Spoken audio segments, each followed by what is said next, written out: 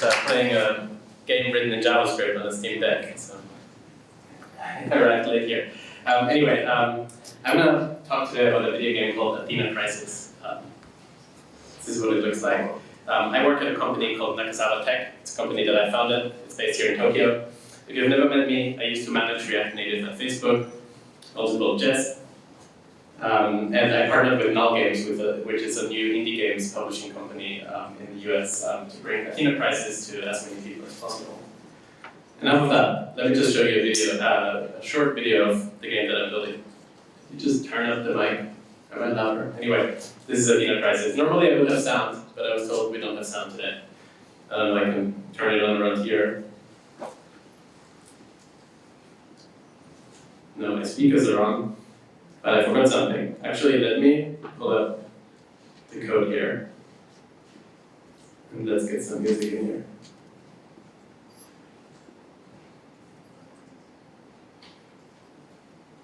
All right. Well, you might hear it. It's just here on my laptop. All right. Let's turn that off again. Let's get rid of VS Code. But did you notice anything about this video? It's not actually a video. This is the actual video game running inside of my slide deck. I can just jump in here and play the game. Even better than that, I can just take an Xbox controller that is not connected right now. Oh, there it is, there it is. No, sorry, it's just a small screen, so I couldn't see it. It's a bit hard to hold the mic and play, but it does work. So I got an Xbox controller here. Connected over Bluetooth to my MacBook, and this game is entirely running inside of my slide deck, which is using Markdown and React MDX to render the entire game. And somehow it works, which is pretty crazy. Once I realized I can put the game into my slide deck, I was like, why can I not just put more maps into the game? And then this is kind of like being in New York in Central Park and playing chess, like speed chess, like you have 3 games and you're like playing against the AI or something, and like the AI is just like playing against you on like 3 different maps. And whenever it's done, you can just jump into the game and play on any of those maps. Alright, there's also translations, so the whole game supports multiple languages, so we could do the rest of the slide deck in Japanese or in German. So we got everything here translated to German. You also see how the words are really long, so now I got like a bit of a CSS issue here. I gotta fix that. So let's stick to English right now. So once I realized I can put the game into the slide deck, I also thought I can just put the map editor into the slide deck. So this is the map editor for the whole game. So you can like just draw whatever map you want. You can put units in it. Let's put a bridge. Oops. This bridge. Wait, street and then bridge. Okay. And then I can put in NV units. And then just press one button and then write in the game. And then play it. Alright. Everything you've seen is built from scratch with JavaScript, React, CSS. The stack is using Beat, PNPM, TypeScript, React, Relay, Emotion, Prisma, GraphQL, both Socket.io, and persistent data structures. That is a lot. There's a blog post on my blog that you can check out for getting really fast front-end tooling together. It says 2022, but I wrote it at the end of last year, and I kept this stack really updated, so it's still modern. What about test infrastructure? I mentioned I was working on Jest before. The thing is, when you're building a video game, most video games don't have any tests at all. And that's probably, if you're a gamer and you like buy a game on the first day, you're always having a bad time, right? It's always like, I'm gonna wait a month or 2. Maybe if they have some patches, I'll go and check it out, right? And I thought that's not good enough because I'm a developer, I make mistakes. I probably make more mistakes than I write correct code, so I want to have some tests, right? I don't write too many tests, but I want to have tests that cover the core functionality. And you saw like the game's like this 2D retro kind of game. There's a lot of state in there. It doesn't look like it, but there's like what the map looks like. There are the units. The units has like supplies and like how far you can travel. It has ammo. They have like different teams that they can be on. There are buildings on there. There's like different states that the units can be in at different times. So how do you capture that, right? And normally in tests, what you would do is you would take a map, you would like execute like a game action, and then you verify, is this unit at this location? Does it have this much fuel left? Does it have this much ammo left? And you write like all this imperative code to check whether things are correct or not. And then you make a change, and everything breaks, and you have to go through 100 tests to figure out how to make that work. There are snapshot tests, of course, but then you end up writing like another renderer for your game that like renders like the game into like text or something like that, and then you end up maintaining two, renderers for your game. That also sucks. So I figured, what if I just render the actual game and then capture that as a snapshot and verify whether the game renders the same way every time. And so this is actually a screenshot from my terminal. Let me show you a live demo. So it's running a bunch of tests. Might take a little while. This is supposed to be faster. Oh, there you go. So you see it prints out like the images of like the game state at that point in time. It's pretty cool. iTerm has this feature where you can like print images to the terminal. At the same time, they're stored like on disk and compared to what was previously on disk. So they're all like scrolling out of view.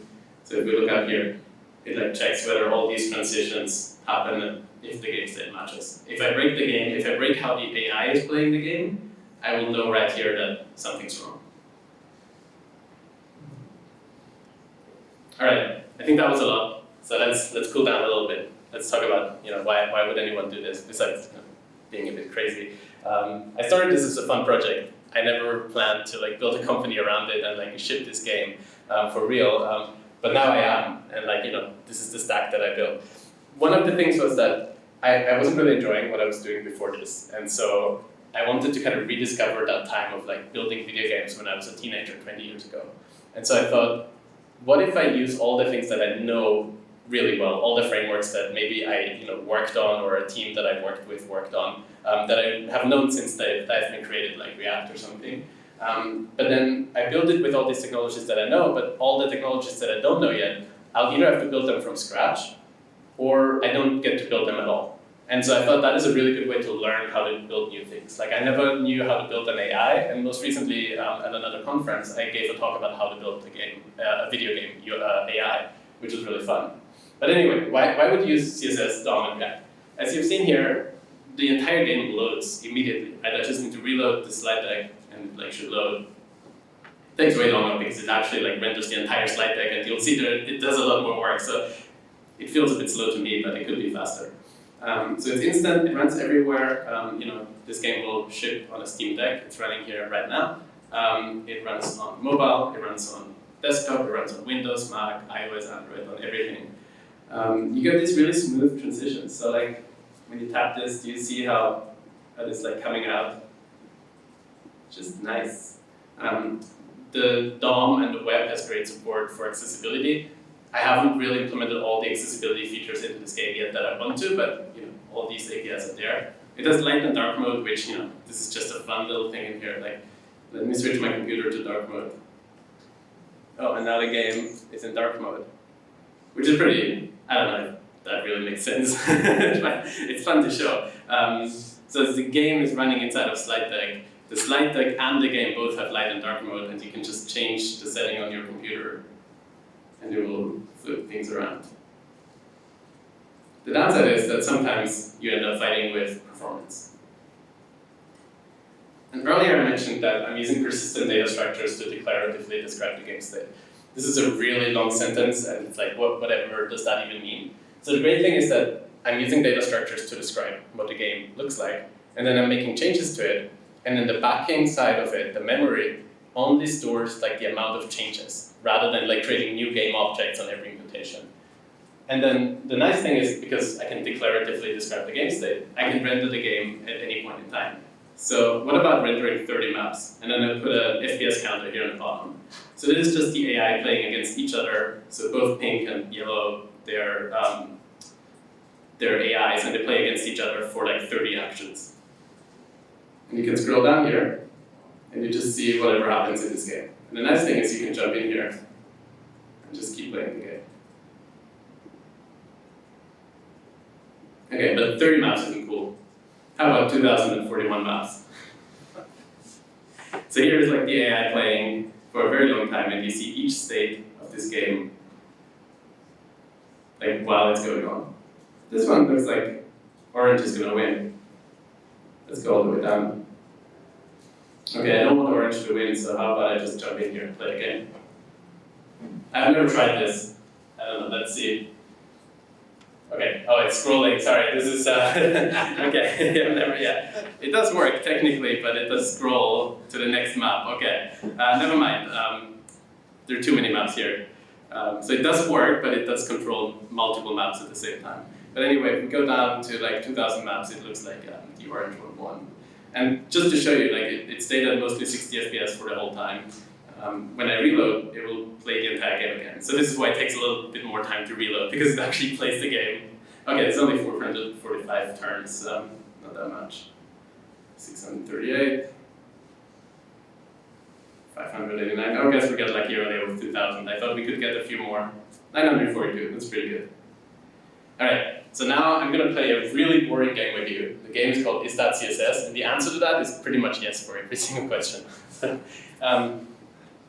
Let me show you. Do you see these outlines here? Like when I tap a unit, it gets this like white outline. And like here, you still get this red outline. Let me pull up VS Code again.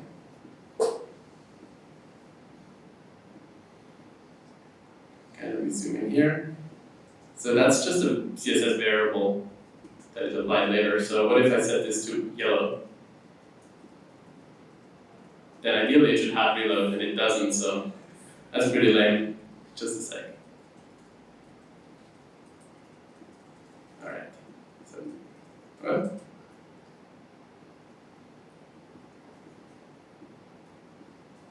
Okay, that is very unexpected. That has never happened before.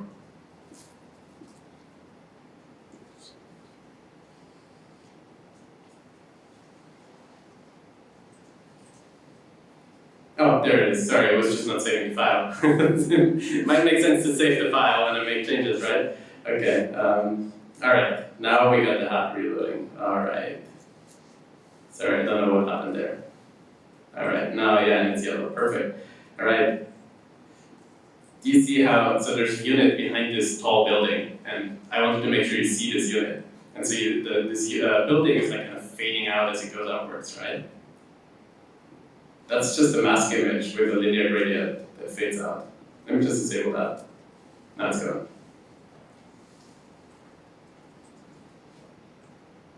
Alright. Get rid of VS Code again. If you still don't believe me, we can open the web inspector. You can just jump in here. Result DOM elements. It's pretty weird, right? But it works. Here's one thing. When you figure out the movement radius for where you want your unit to go, it has this like arrow and these marching ants. The arrow, I have to admit, is drawn using SVG. But the animation, that's a CSS animation. Alright. Zoom out. Okay. So the game has a system called fog of war. Those are the fields that you cannot see into, so you need to kind of explore to see what's going on. So for example, let me go here to reveal what's behind this area. Alright. You can see the fog of war here. That entire thing is built with just CSS. It really just needs two CSS properties. A filter with a blur radius, and mixed blend mode with saturation. So I render a canvas with rectangles and all these holes in it, and then I apply these two CSS filters. And when I do that, it looks like this really smooth, nice little shadow. It's kind of like a cheap shader language, and it's not very fast, so it kind of works. The cool thing about this game is that it's entirely online, so everything I've shown you, that actually works on a server somewhere else. And all the actions are optimistic, so it feels like it's local. And when you're playing against another player, or against 5 other players, and you're playing with fog of war, then you don't want somebody to go and inspect the network traffic and be like, ha, or just go in and like take this canvas element and remove it and see every unit that's behind it, right? You want to like hide that game state from all the other players. You want to show to each player only the fields that they are allowed to see at that point in time. It's kind of like, I worked at Facebook before, it's kind of like privacy rules, right? Where it's like, okay, I want 5 acquaintances to see my post, but I don't want everyone else to see it. So this game kind of has field-level privacy rules applied to it. And let me show you. So this is the same map on both places, and I'm the pink player again, right? And let me just end my turn, and that means that the yellow and the blue ones are playing. And you see on the right side here that this tree here, like you cannot see into that. So there's something going on here. You see the blue one is interacting with something, but you don't know what's exactly inside there. And you can also see that this building is owned by the yellow player, and they're building like a sniper unit. Let's see who's there. Oh, I ran into another unit that was right there. Oh, but yeah, we can see there's a sniper unit. But whatever was going on here on the right side and on the left side, I cannot inspect the information that I'm not allowed to see. Touchable areas. So I was talking about how I want to ship this game to as many devices as possible. There are a lot of fields on there, but not all of them are always interactable. And maybe if you're using an iPhone, you've noticed this thing where you're typing some words or some hiragana or whatever, and then you're like just tapping right next to the letter that you're trying to tap. Like let's say you're trying to type an E, but you actually hit the W. What happens is it still comes out as an E. And the way that it works on iPhone is that the touchable areas for each individual letter on the iPhone keyboard, they are expanded and like reduced in size depending on what the system thinks you're most likely to tap next, depending on what kind of word you're trying to write. And I thought this might be a really good system to bring into this game because, yeah, you can interact with every field, but most likely some fields are more likely to be interacted with than others. So for example, if you're the pink player, you're most likely going to tap your own units to move somewhere else, right? And so I brought this concept to the game. So it works both on desktop, but it's much more valuable on mobile. When you have a small screen and you tap a unit, you'll never tap the wrong thing. So if you look at this one here, even though I'm here in this forest up there, let me zoom in. I'm here in this forest, the unit will kind of grab the focus. And you need to make sure that it kind of makes sense when there's like 2 overlapping rectangles here. But the nice thing is when I tap one of these units, it changes the size of these rectangles. Well, this one doesn't have anything interesting to do right now. But in this case, it will expand like the area around this helicopter so we can attack it. So even though I'm on a field next to it, it will grab the focus because you're most likely going to attack it even if you're just 1 or 2 pixels out of the middle area from that field. All right, there are some pitfalls, some performance issues. Let me walk you through some of the things I discovered. The game is actually rendered like this because this is all pixel art and it's like very small. But nowadays we have these screens that have like high resolution screens, but also you want to like blow it up to the biggest size that you can support on that screen. And so the easiest way to do that with CSS is you just say transform scale 3. You might not be able to see that all the way in the back, but everything is like really blurry right now. Let me show you. Let's zoom in here. All the pixels here are like washed out. It's not very sharp. So I was like, oh no, what am I going to do? If do I have to like blow up every source image by like 6 times the size so that it renders nicely on a 5K screen? That kind of sucks because then you also need to scale it down or you need to keep all those versions around. I realized using a 25-year-old CSS property that's not standardized is just the way to go. Zoom. I don't know if you've ever worked on Internet Explorer 6 and you put in like a zoom :1 and you're like, I don't know why, but that fixes all my problems. That was a thing back in the day, and that property still exists. About 6-7 months ago, the Chrome team was like, we're going to remove this thing. And then I heavily advocated against it because of exactly this issue, because the way CSS transforms when you also apply a perspective transform works, they wash out the colors because of how the order of processes happens on the GPU when it like composites the image. And so they were like, yeah, we don't care, like, it's not standard. And I'm like, fair. Thankfully, somebody from Microsoft jumped in and said, hey, we're using this in Excel and it's like 300 million people depending on it. And then after that, the discussion started to actually standardize this property. So I'm pretty excited. There's another property called image rendering pixelated that just makes it so that when it blows images up, it will use an algorithm that keeps all the sharpest edges intact and doesn't wash out the colors. Image encoding. One thing that I noticed, so in the beginning I built like this entire image pipeline where I take every image during the build process and just inline the base 64 string into my CSS file, and that way my entire front end was like one JS file and one CSS file, more or less, right? No images, they're just in CSS. Perfect. But as you've seen, there's a lot of stuff going on in the map. The units are like kind of having this idle animation, or they like go into an attack stance. So I'm using them, I'm literally using the DOM. And what I learned is when you change those images a lot, like those background images, like the background position or the size or like all these sort of things, and you're using Safari, like Safari on iOS or Safari on Mac, Safari, every time it sees like a base 64 encoded image as a background image and you change a background property, Safari is like, I've never seen this image in my life. Let me decode this base 64 string to see what's in there. Interestingly enough, it doesn't do that when you just set a path to an image. So it seems like maybe a bug in Safari where it's not caching properly. What I did is I deleted my image processing pipeline and just used images, which works much better in this case. Chrome didn't have this issue, just a Safari issue. I have this thing where my daughter, she's 5.5, one of the two of them, she came to my room while I was coding and she's like, hey, I want to like help you make the game. And then I just let her play with the map editor. And she just like, took a building and just like, put a building everywhere. And then somehow I was down to 7 frames per second. And I was like, oh my god, what's going on here? Earlier we talked about this outline that I add to each unit or to a building when you can interact with them, like when you're tapping it or when you can attack that unit, there's like a red outline or a yellow one or a blue one or whatever. And what I did is, even though none of these buildings have an outline, I set the CSS filter prop to all of these entities on the map. So I set a drop shadow to all of the, like 4 drop shadows actually to each individual building and unit with a transparent color. The reason why I wanted to do that is because that's the only way you can reliably animate it once you're actually using it, right? So if you want to fade it, like I don't know if you noticed this earlier, I don't want to go back now, but when you actually tap it, it like has this like really light fade over like 200 milliseconds. Like you barely notice it, but it just makes the game a little bit more delightful. And I just care about making everything as delightful as possible. And so I added this transparent drop shadow and a CSS transition. So when you actually then need to show a drop shadow, I just change the color and it fades in. Otherwise, if you don't do that, if you don't set an initial value for it, it will just pop up immediately and it doesn't look as nice and not as delightful.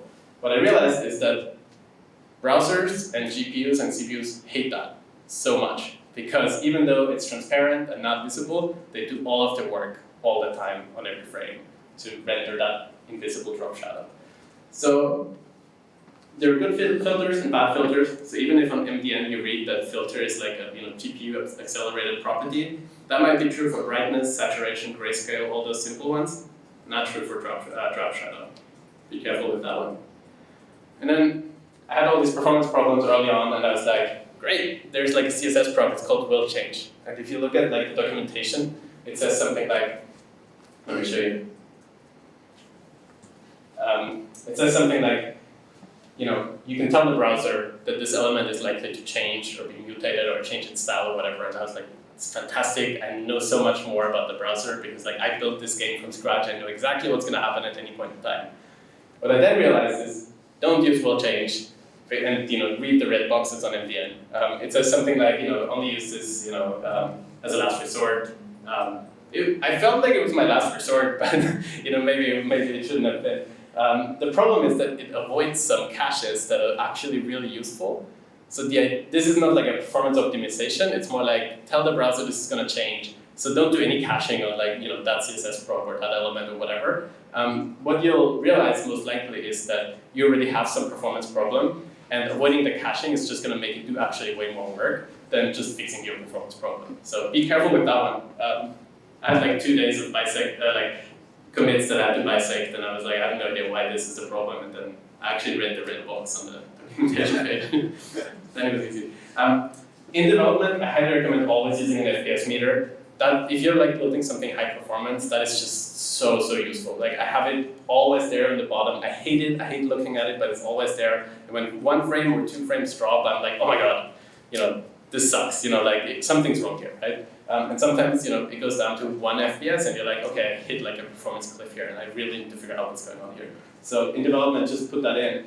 Another thing here that's super interesting is, and in this example, I have like I put it into a separate React root. The interesting thing is, like, I used to have it in my main React root, and I was like, why is my entire app re-rendering every second? Because the FPS meter was on the top level of my component tree, and was re-rendering every 1 second to show me the FPS, but that also then, obviously has a cascade and re-renders the entire app, until, at some point it stops because there's nothing to do. So my suggestion is always use an FPS meter, but put it into your app outside of your main render tree, because otherwise it might be very confusing. There's a bunch of stuff that I'm open sourcing. So Nakazawa Tech, given that I've been, spending more than 20 years doing open source, and I'm very grateful for everything that I've been able to do because of open source. I want to build a company that's not just an indie game studio, but also an open source company. So I'm trying to open source as much of the stack that I'm building as possible. There's not enough, there's not even close to like 10% even like open source yet. I want to get there. I want to open source as much as I can that I'm building for Athena Crisis. There's a bunch of stuff on our company org on Nakazawa Tech, and a bunch of stuff on my own GitHub, so check it out if you like. There's one more thing. This entire presentation, as you saw, was built with Markdown and React. It's called MDX. And I built this system called ReMDX, which is basically React and MDX to build slide decks with just code. Really fun.